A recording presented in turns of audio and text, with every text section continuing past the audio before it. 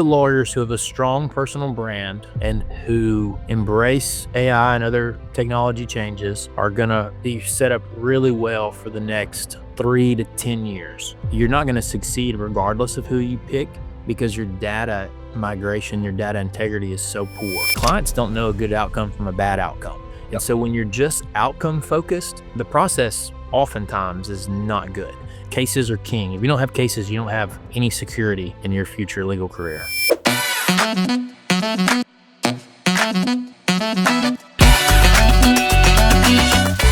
All right.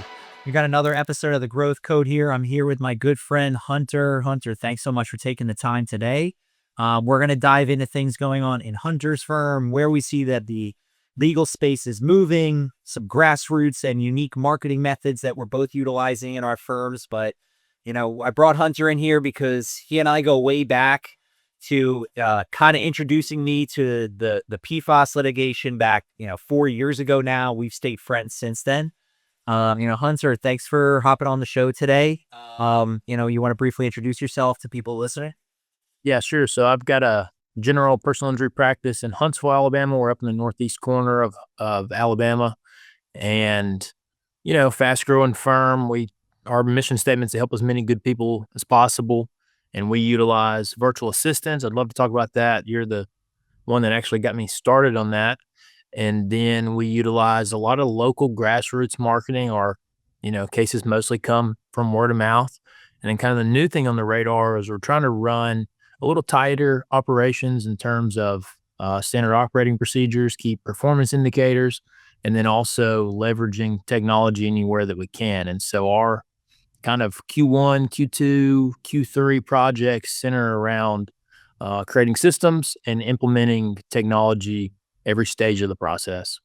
That's awesome. Hunter, what I know about you, you're, one of the most likable people I've met.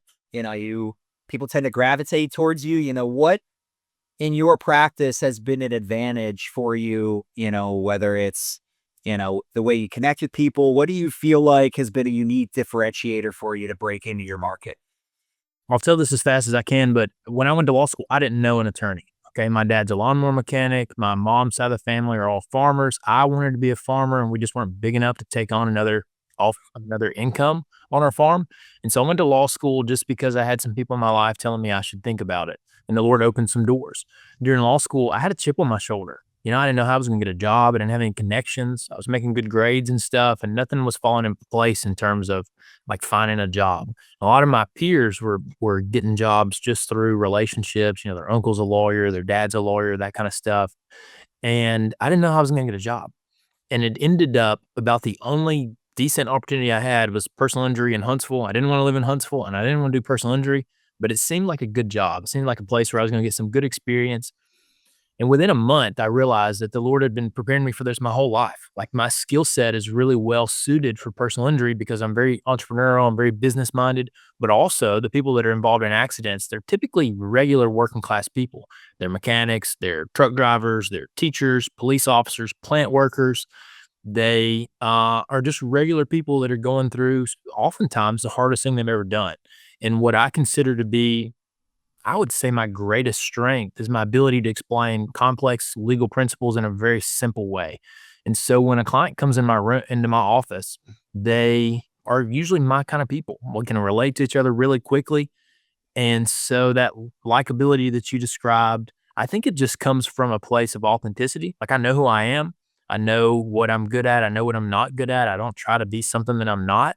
And it just so happens that my ideal clients are the same type of people that I grew up around. So it's pretty easy to sit down with them, connect with them, show them that I care about them, and build trust early on that lasts not just throughout their case, but oftentimes years, decades. It's going to last the rest of my career. And that's probably the single best thing I've got going for my firm. And it's why we get so many referrals. I think people know that we care about it.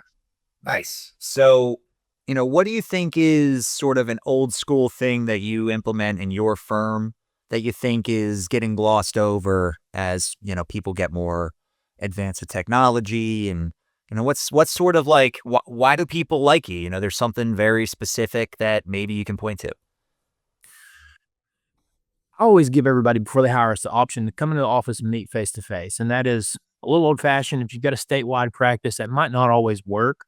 But I found that 30, 40, 60-minute new client interview makes the whole process go by so much easier. I spend as much time as I can with clients on the front end building trust, and that enables my team to implement our processes and take a case from start to finish without a whole lot of my involvement because I've established that trust really, really early on. Um, we also just look for little opportunities to make an impact on people, to show that we're listening to them, to show that we understand the type of people they are. We look for opportunities to give them like gifts. Like if we hear, hey, I'm having my first grandchild in a month, like I'm putting that date on my calendar and we're going to follow up. We're going to send a gift. If I hear, if somebody's lost a loved one, like we're sending flowers, we're sending a donation in their name. Just these little personal touches. And I tell you, it was easy when it was just me and maybe one paralegal. It gets harder as you scale. We're up to almost 500 cases. We're up to over 20 people on our team, but we've built a culture where now everybody has, the autonomy to spend $100 on a gift when we know that somebody's going through a hard time or whatever's going on. That's great. So talk about case generation. So you're saying you get a ton of referrals, as we hear all the time now in the legal space, the trendy thing to talk about is, a lot of money's moving into personal injury. A lot of people are looking at dollar signs and how do I generate the same kind of ROI that personal injury lawyers have been generating for a long time. What are ways that you have found that have led to consistent, case generation in your firm? I mean, it's the same principles of just staying top of mind with your clients. I think a lot of young lawyers, we are short-sighted. We want to throw money at lead gen or pay per click, even LSAs, SEO, digital marketing channels, and that's not a bad way to kind of get some momentum. I mean, we still get 5 to 15 cases a month through digital channels that are just people have no idea who we are. They look at our reviews, that kind of stuff. But that's a great way to get the snowball rolling, buying leads or whatever. But you have to make an impression on those people. Where a lot of older lawyers get things wrong is they assume if I just do good work, if I just get a good outcome for this client, I'm going to be their lawyer for the rest of their life. I'm going to be their, you know, top top of mind anytime they hear the word accident or injury. And that's just not the case. I'll tell you, my law partner's 38 years older than me to the day. We have the same birthday. I've signed up probably half a dozen cases that the clients came to hire me, and they were my law partner's former clients. And what happened was he wasn't doing a good job staying top of mind, right? He had this 40, 50-year track record of great outcomes, but no systems in place to remind people who he is, what he does, that he's still practicing law. And so that's something that once you get that snowball rolling, you have to have systems in place to stay top of mind. Whether it's the simplest thing is like send them a happy birthday text. And even if it's automated, like that's better than nothing. But if you can make it a little personalized, that's always a plus. Um, just reaching out to people. I saw a really sad case this weekend, and I noticed the last name of one of the victims was a former client of mine. And so I just texted him and just said, "Hey, just want to make sure everything's okay in your family. Saw the bad wreck. So just anytime that you can stay top of mind with the client, it's going to pay off. They will forget about you if you're not intentional." Yeah, I have this theory that clients don't give a shit about the lawyer at all. They don't care about their outcomes. They just care about what they're going through. And what you're saying is very in line with, high touch empathy, reach outs means more than a great outcome that somebody might have gotten in the past with somebody. We have something I say often is we focus on the process, and outcomes are inevitable. When you have good systems and good processes, when you're calling the clients every 30 days, when you're doing a good job, there's going to be good outcomes. But realistically, clients don't know a good outcome from a bad outcome. And Yep. so when you're just outcome focused, the process oftentimes is not good. And clients, although they don't know the difference between a good outcome. And the empathy is kind of missing too. Oh, yeah, for sure. And so clients do recognize the difference between bad customer service and good customer service. They're not comparing us to the personal injury law firm on the other side of town. They're comparing us to down here in the South, Chick-fil-A, their favorite Mexican restaurant. And so your customer service and the process that you offer to folks has to be on par with those entities, not just your competitors in your market. Yep. So we're talking a lot about customer service, and I know there's a huge push towards AI services, whether it's, behind the scenes, getting medical records or, a police report or, setting up a claim with an insurance company. And then there's even, AI intake and AI onboarding and AI on the front end of the case. How are you approaching specifically voice? Let's not get into, medical record summary and all, doc gen. Where are you utilizing AI voice, if at all? And where do you see the opportunity for firms that are really just kind of starting up or are already established? So just kind of generally, and this is my philosophy on virtual assistants and technology, everything is I want to free up my people who are the best at customer service, case managers, paralegals that have contacts directly with the clients so that that's really their only job. It's just to be on the phones, to be meeting clients in person, whatever it might be. And so anything I can take off their plate that's tedious, behind the scenes, back office, I want to do that. So that's the main focus of our outsourcing and technology changes. But to answer your question specifically, we are using an AI voice agent, kind of like a phone tree. Instead of press one for, if you're a new caller, press two if you're an existing client, press three if you're an insurance company, whatever. We just have a voice agent that does a pretty good job. We've also replaced our after hours call service basically entirely with an AI voice agent. Really, that was more of a cost saving measure than anything else, and we're still able to capture those leads. Are you able to sign people up with that voice agent? We can, but I am a bit old fashioned, and so when it's a case, I want it just coming through to me or my intake coordinator is, she gets a bonus for every after hours call that she signs up. So she's typically glad to take those calls, and I'm pretty accessible too. Um, then as far as back office voice agent stuff, we're tinkering with an outbound dialer to call medical providers that like they never return calls. They don't answer calls either. And so we have our medical records follow-up clerk who clicks a button and he sits there and it just dials and dials and dials until he gets it on the phone. He handles it. And so that's been really efficient. We're also tinkering with an AI voice agent to set up claims. We've actually found, we think after a little bit of testing that some insurance companies are using AI voice agents to set up claims as well. Yep. So it's kind of fascinating. We've got like, AI's talking to each other. yeah, AI's talking to each other and they're basically just like, I mean, it's a waste of time. It's just a crash report, right? We're just reading from the crash report. So that's most of what we're doing. Um, I don't ever see us go into a full AI intake. Our cases are just too valuable. I mean, even if you bat 90%, you're still leaving way too many leads on the table. So Nice. Where we're kind of seeing similarities is all the behind the scenes stuff is so much lower risk than a client that's got a catastrophic injury that might sign up.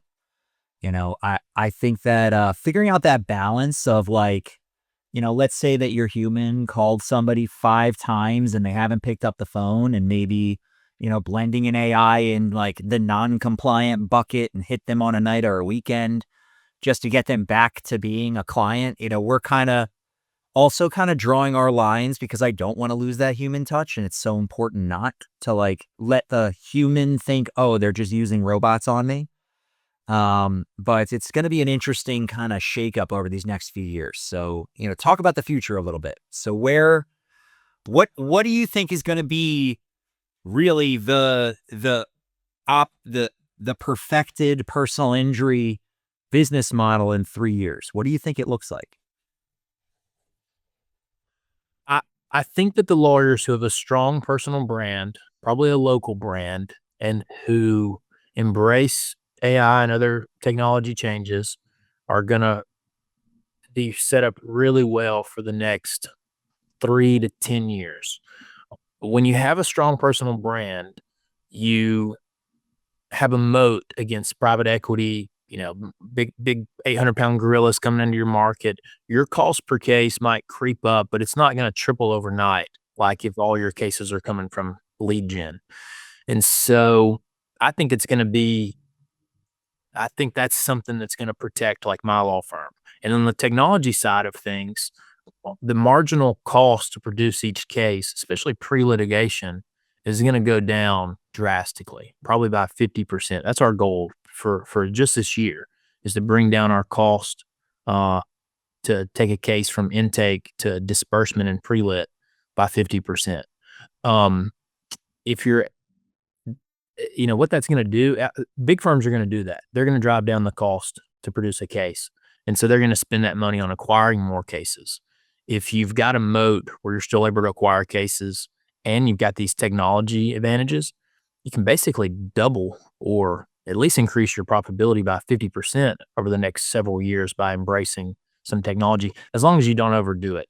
Now, on tech stuff, I am not signing any long-term contracts. I'm really not signing any contracts at all, but I'll entertain some month-to-month stuff because AI is moving so fast. Like right now, we're getting some productivity gains through some of these new tools, but the cost is really quite high. And that's not gonna I don't think that's gonna be the case long term. I think the cost to implement AI into your practice is gonna probably be cheaper 2 years from now than like traditional software was a year ago. So what do you think a firm, let's say that they're a little old school in how they do things. Maybe they keep their files in, OneDrive. Maybe they do have a case management system. They don't use it perfectly. What does that firm, have to do to prepare to be not obsolete in 3 years today? That's a hard question. I mean, depending on the size of the firm, I think for a lot of firms, the best thing to do is start hiring tech forward assistants at the firm, whether that be a virtual team. I mean, when the lawyers come to me and they ask for like some small changes to make at their firm, I'm like, outsource your medical records and hire somebody overqualified. Okay, you can get somebody for $4 to $6 an hour in the Philippines. Go ahead and spend $750 to $1250 an hour and get somebody that's a software engineer or has a ton of experience, a software developer, and turn them loose. They're gonna streamline your medical records process in 30 to 90 days, and they're gonna have extra capacity. And turn them loose in your firm and just let them just take advantage of like little changes. If you're really a pretty big firm, 500 to 1,000 cases, you can probably justify hiring a domestic software engineer. I have an AI engineer that works for my firm almost full time. Um, and he likes it because he's getting real world experience. Like it's not theoretical like college was. It's not theoretical like his graduate lab projects. He's really in here solving real world problems, saving us real time. Um, if you're brand new, I think I still think hiring somebody offshore that's overqualified for an entry level job is a great way to leverage technology.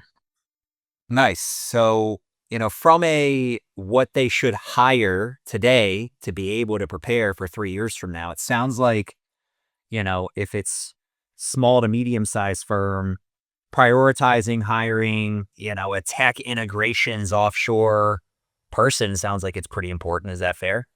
Yeah, and I think the other thing too that we do is the founder, whoever runs the whole firm, spend some time with AI just yourself. Like just be tinkering with Claude and try to save yourself some time. And there's kind of a trickle down effect with that, and just get comfortable with it.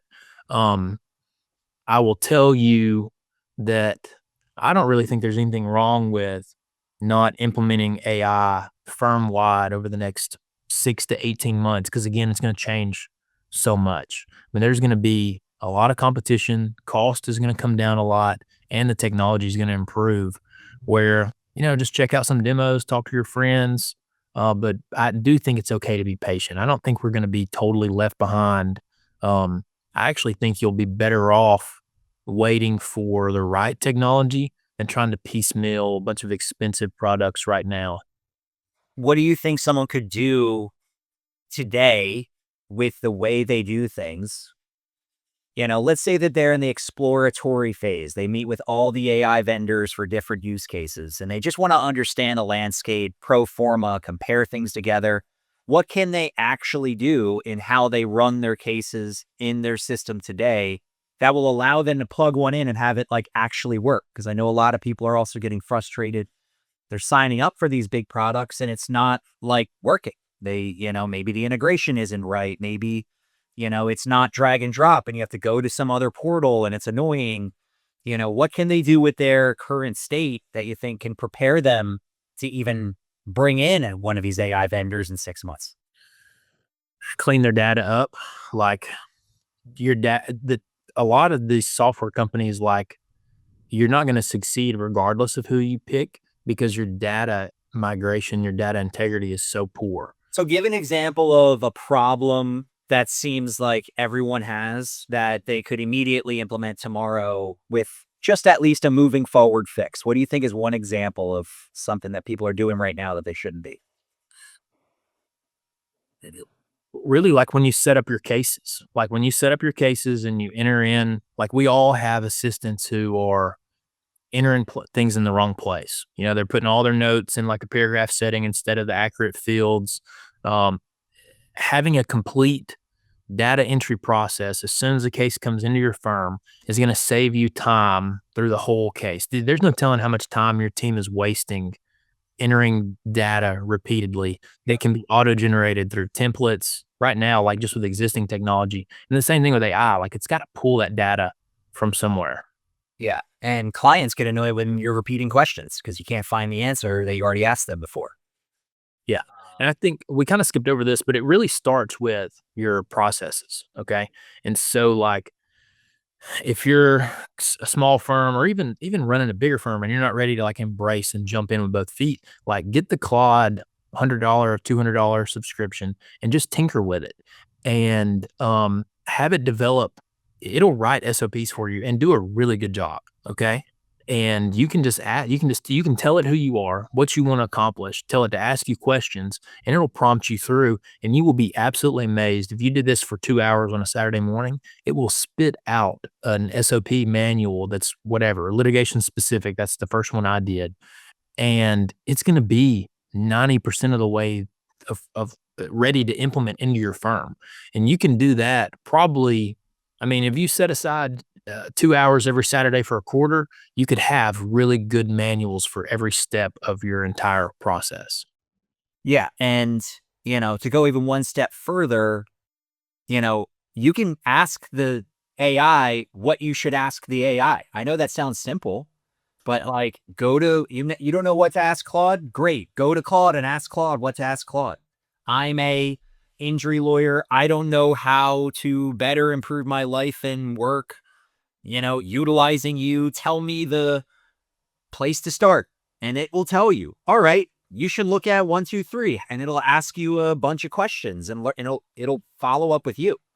And you can even ask it, hey, ask me questions of what you need to know about me for me to accomplish this. So, it can make it really easy for you.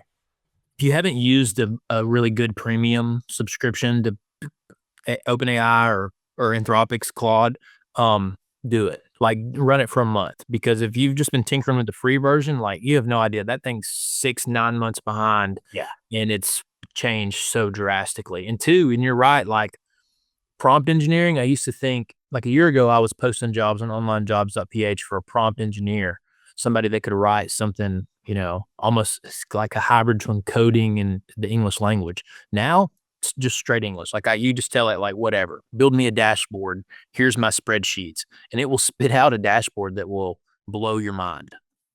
Yeah. So, all right, you got a on hit. Go ahead. I got another practical, like this is like litigation specific. Okay. We're all afraid of hallucinating case law and stuff like that. If you're a general personal injury lawyer, we brief the same 10 issues over and over and over, uninsured motorist coverage, like residency questions, premises issues, contrib, comparative fault, real basic stuff like that. In Alabama, there's like 5 to 10 cases on point with all these issues, and we've all read them all 1,000 times. It's just applying the facts to these same cases. And so I have projects set up in Claude. And so like residency is a good one. We brief that 2 or 3 times a year where I've got the 3 big cases plugged in and it's in a project in Claude. And I just open up a chat and I upload my client's deposition transcript. I upload the defendant's brief and I upload like a caption. So it's got a template to work off of for the caption. And I just tell it to like respond to this brief and it will blow your mind. It'll do better than a 4th or 5th year associate in 10 minutes. I mean, less. So that's another just kind of use case. And we use that for demand writing too. Like if you got to have a business associates agreement with whatever the provider is, it's relatively easy. But you just upload medical records, throw in your prompt to draft a demand. And our demands are as good as any of these $400 per demand companies that are out there. Yeah, I mean, to go one step further, I think you brought up something really important. I think people are utilizing these AIs more as they develop, and in general, where you're asking it a question, expecting the output to be right. The difference of what you just described is you fed it what you wanted to work with.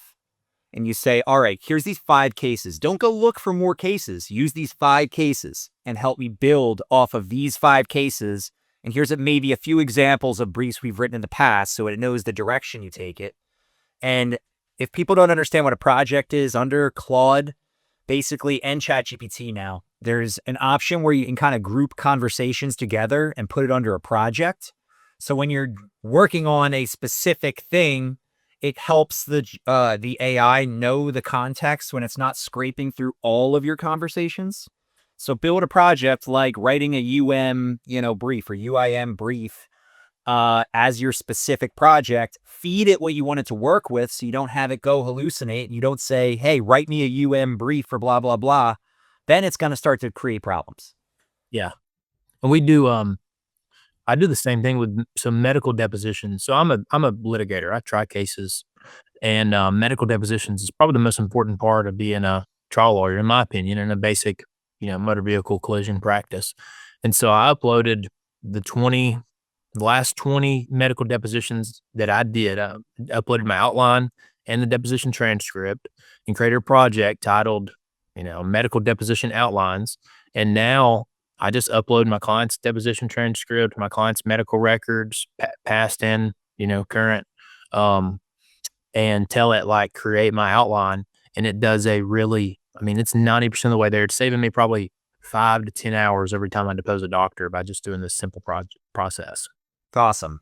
So anything else you want to leave our audience with that you think, maybe there's an unhappy associate listening to this right now who's thinking, all right, maybe I want to hang up a shingle, or, maybe it's a firm that's stuck in the past and maybe someone's coming in and taking it over and transitioning things. What do you want to leave our audience with that you think is really what you're thinking about when you show up to work today that is important? I mean, I think for anybody, cases are king. Things are changing. Things are changing fast. And if you don't have a steady pipeline of cases with a moat around that pipeline, you're gonna have real problems in the future. And so, building that moat through however you can, is gonna be so important. So I think it's important to understand who your ideal client is. So my ideal client down here in the South is middle class. They're blue collar, they're conservative, they're typically Christian, they have strong family values, and normally live in a rural community, and they don't know a lawyer. They don't know any lawyer other than the guys they see on TV and billboards. And so that's my ideal client. One, because they tend to have good cases. I found they tend to be likable, and that drives the settlement value of the case. But also, I can relate to them really easily. And so your ideal client should be the person that you are the best possible lawyer to represent them, where you can sit across the table from them and tell them, I'm the best lawyer for your case in an ethical way, and really mean it and it be sincere. And so the recipe to get cases is really quite simple, of like, be a good, authentic person, be comfortable promoting yourself, and then find your distribution channel, whether that be social media, Google ads, billboards, whatever it might be. Cases are king. If you don't have cases, you don't have any security in your future legal career. Well, speaking of cases, if you want to refer cases to Hunter, I want to make sure that his information is in the description. I send him stuff when it comes across my desk, if possible. He's my Alabama guy. If you want to be connected with him, I'll make sure that, Hunter, your email is in the description below this. But if people do want to get in contact with him, Hunter takes, his time to connect with young attorneys. He's pretty good about that. That's how he and I met way back when, and we've been friends since. Relationships, I know Hunter values just as much as I do, and it's really been what's helped his practice. And It's been what's helped mine. So, thanks, Hunter, for being on here today. I hope everybody listening got some value out of this, and we'll see you next time.